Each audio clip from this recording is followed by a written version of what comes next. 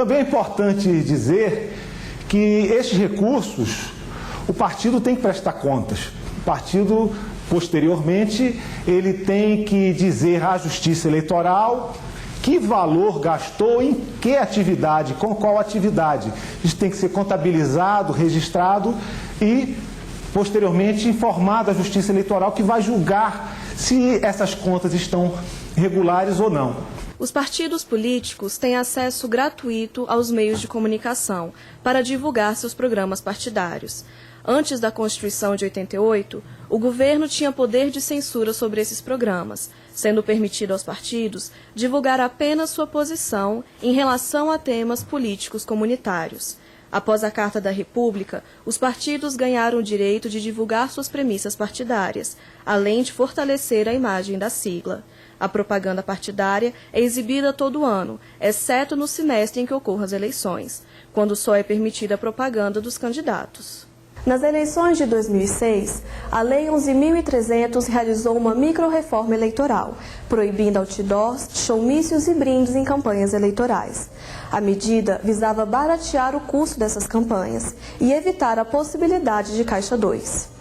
Mesmo com a Lei 11.300, os valores apresentados ao Tribunal Superior Eleitoral permaneceram altos. A campanha para a reeleição do presidente Lula custou 104 milhões de reais ao PT. O PSDB gastou pouco mais de 81 milhões de reais na campanha de Geraldo Alckmin. Grande parte dessa verba partiu de empresas privadas e doações particulares. Todo partido político pode formar coligações dentro de uma mesma região para as eleições majoritárias e proporcionais. A união em frentes ou blocos garante a conquista de cargos e possibilita que pequenos partidos ou aqueles com fraca representação ultrapassem a cláusula de barreira.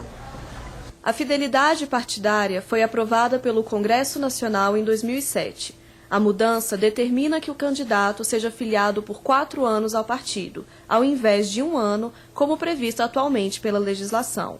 Essa nova lei evitará que o candidato troque de partido político depois de ser eleito para um cargo público, uma prática recorrente na política brasileira. Eu creio que há uma questão que antecede a da própria fidelidade partidária, que é o fato do Brasil não ter, ao longo da sua história, verdadeiros partidos políticos. Quer dizer, partidos com densidade ideológica, com firmeza doutrinária, com princípios claramente definidos, dificilmente nós vamos encontrar ao longo da nossa história. Aliás, o comportamento do eleitorado brasileiro tende a privilegiar, de uma forma muito nítida, partidos com essa pequena, essa reduzida dimensão identitária, digamos assim, ideologicamente mais definida. Foi assim com o Partido Social Democrático, o PSD, depois de 45, e é, de certa maneira, hoje com o Partido do Movimento Democrático Brasileiro, o PMDB.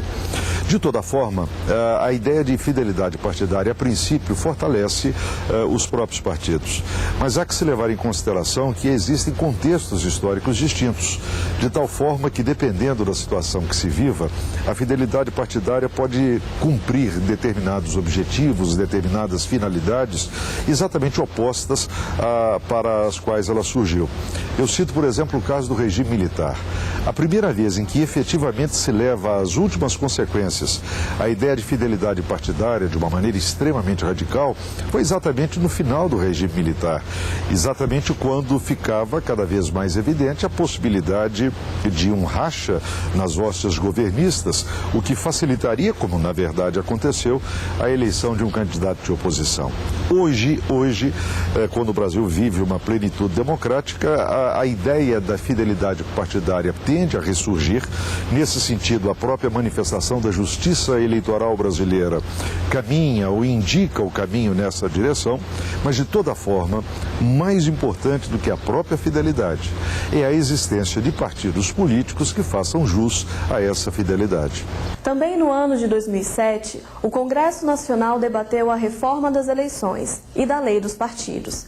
Foram discutidos temas como o financiamento público de campanha, a eleição em lista de candidatos ordenada por cada partido e a criação de federações partidárias, que substituiriam as coligações. Os temas polêmicos impossibilitaram um consenso no Congresso Nacional e nenhuma das propostas foi aprovada.